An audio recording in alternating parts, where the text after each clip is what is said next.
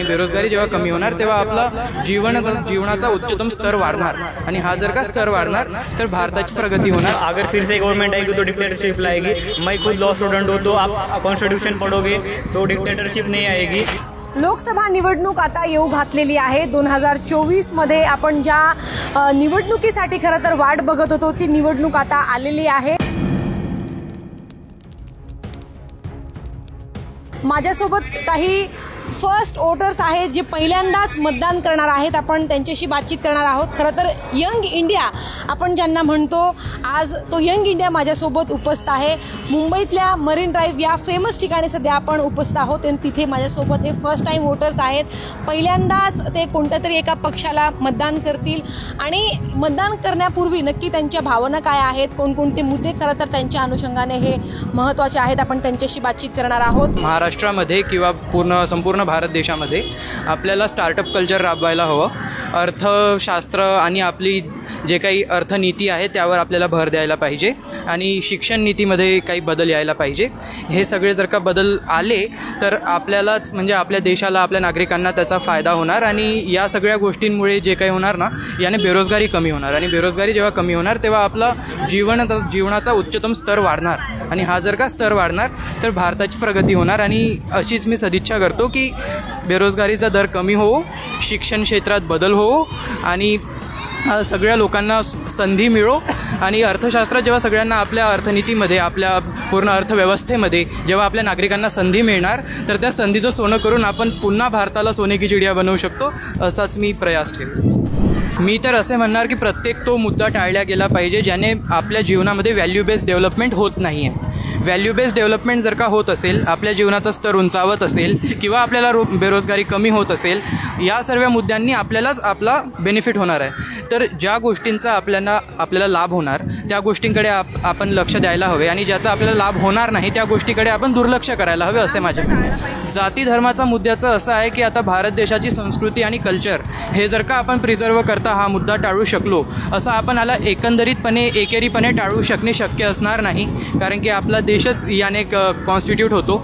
तर या मुद्द्याला न टाळता आपण जर का याचा जो फोर्स आहे याला आपण ॲज अ युनायटिंग फोर्स जर का वापर केला, आपण संघटन में शक्ती जर का प्रदर्शित केली तर हे आपल्या जास्त फायद्याचं असणार आहे। कारण की जर का आपण जाती धर्माने एकमेकांना तोडण्याचा प्रयत्न करू तर हे निश्चितच आपल्याला विनाशाकडे नेणार। क्या नाम है आपका? ऐशानी जी, कौन से मुद्दे हैं जो आप उन मुद्दों को लेकर अभी फर्स्ट टाइम वोट करने वाले हो? क्या है दिमाग में फ़िलहाल आपके? अगर आप एजुकेशन देखो, पढ़ाई लिखाई, तो स्किल डेवलपमेंट नहीं हो रहा है इंडिया में। मुंबई में जनता बहुत भरे जा रही है लेकिन उनका एजुकेशन लेवल अभी भी उतना ही है जितना पहले था। तो एजुकेशन के मामले में, और जैसा भी इन्होंने रोज़गार के बारे में बोला, रोज़गार भी एम्प्लॉयमेंट, परमानेंट एम्प्लॉयमेंट नहीं है किसी का, लोगों के पास जॉब्स नहीं है जिनको, ताकि उनकी आमदनी रेगुलर हो। तो वो आई थिंक जो इलेक्शन होगा उसके लिए एक बहुत अच्छा मुद्दा हो सकता है। जी, एक मुद्दा जो है मैंने दोनों से भी पूछा कि कौन से मुद्दे हैं जो अवॉइड होने चाहिए इस इलेक्शन में है और कौन से ऐसे मुद्दे हैं जिन पर फोकस करना चाहिए सरकार को और साथ ही साथ अपोजिशन पार्टी को। जैसे अभी आप लोगों ने बात की धार्मिक मुद्दों के बारे में, तो जब भी इलेक्शन का टाइम आता है लोग इन सब चीज़ों के बारे में बात करके मेन चीज़ से अपना ध्यान हटा देते हैं और इसलिए जो लोग वोट करते हैं उनका जो मेन फोकस होता है कि किन चीज़ों की वजह से पार्टीज़ को वोट देना चाहिए, उससे ध्यान ही हट जाता है क्योंकि वो इन सब बातचीतों में गुम हो जाते हैं। जी बिल्कुल, आप क्या कहेंगे? आपकी क्या? जी, मेरे को लगता है कि पहले इंफ्रास्ट्रक्चर सबसे इम्पोर्टेंट है इस इलेक्शन को टैकल करने के लिए, और इंफ्रास्ट्रक्चर को बेटर कराने मुंबई में सबसे की इम्पोर्टेंस है।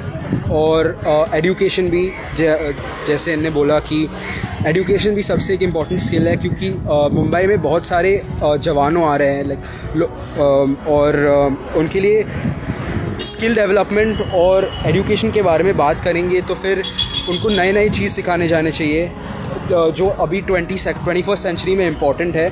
जो अभी नए नए टेक्नोलॉजीज़ आ रहे हैं, नए नए आइडियाज़ आ रहे हैं, उन पे फोकस करना बहुत इम्पॉर्टेंट है उनके सोच को आगे बढ़ाने के लिए और बड़े चीज़ों के लिए सोचने चाहिए। मुद्दे कौन से हैं जिस पर बात नहीं होनी चाहिए, जो सही मायने में जो मुद्दे हैं उससे ध्यान भटक जाता है? जो रिलीजन के बारे में बात करते हैं वो एक टॉपिक है जिस पे बहुत बात नहीं करनी चाहिए, क्योंकि रिलीजन हम सबको जोड़ती है, सेपरेट नहीं करती है, और सबको एक होना चाहिए इस इलेक्शन में। और इंडिया के बारे में सोचने के लिए सबको आगे सोचना चाहिए। और मुझे लगता है कि और कई मुद्दे हैं जिस पे बात नहीं करनी चाहिए, लेकिन सबसे इम्पॉर्टेंट चीज़ है इंडिया को कैसे आगे बढ़ा सकते हैं फ्यूचर में, इंडिया का इकोनॉमी कैसे बढ़ा सकते हैं फ्यूचर में, और इंडिया को एक टॉप 3 टॉप 2 कंट्री के लिए लेके जाने चाहिए। आप कितने एक्साइटेड हैं? एक्चुअली मैं फर्स्ट टाइम वोटर हूँ, तो वोट डालने के लिए हर कोई एक्साइटेड ही होता है, तो मैं भी उसी तरह एक्साइटेड हूँ। आपको क्या लगता है कि किसकी गवर्नमेंट आएगी इस साल? मुझे लगता है कि फिर से स्ट्रांग है अभी फिलहाल तो मोदी गवर्नमेंट ही स्ट्रांग है, और मुझे लगता है कि फिर एक बार मोदी सरकार आनी चाहिए, क्योंकि उन्होंने जो भारत का विकास किया है, जो 10 सालों में उन्होंने विकास किया है, जो तरक्की किया है, वो किसी गवर्नमेंट ने नहीं किया है। तो मुझे लगता है कि मोदी गवर्नमेंट फिर से आनी चाहिए।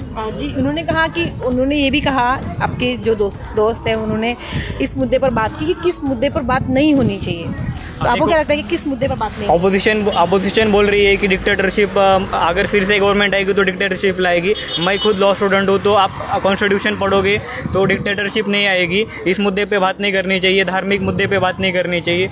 और धार्मिक मुद्दों पर सबसे ज़्यादा बात कौन करता है, आपको क्या लगता है, बीजेपी, कांग्रेस?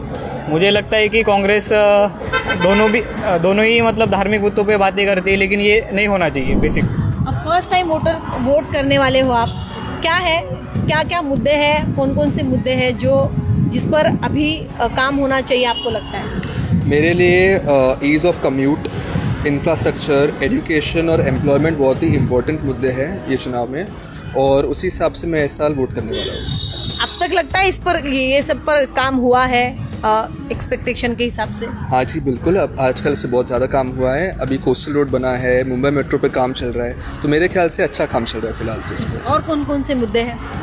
मेरे लिए एम्प्लॉयमेंट हो, एजुकेशन हो, स्कूल एजुकेशन हो या स्किल बेस्ड एजुकेशन हो, ये बहुत इंपॉर्टेंट मुद्दे हैं मेरे लिए। और एक दूसरा सवाल ऐसा कि कौन से मुद्दे हैं जो इस चुनाव में मुद्दे नहीं होने चाहिए, रियल मुद्दों पर जो है बात होनी चाहिए। आपको क्या लगता है कि कौन से ऐसे मुद्दे हैं जिन पर हमें फोकस नहीं करना चाहिए और इम्पोर्टेंट मुद्दों पर फोकस करना चाहिए? मेरे ख्याल से इस चुनाव में हम लोग बहुत इम्पोर्टेंस दे रहे हैं, एटलीस्ट महाराष्ट्र की गद्दार कौन है, हम लोग एक दूसरे को गद्दार बुला रहे हैं। उससे अच्छा हमें लगता है कि हमको साथ में मिलकर महाराष्ट्र की प्रगति के लिए काम करना चाहिए, ये मेरा कहना है।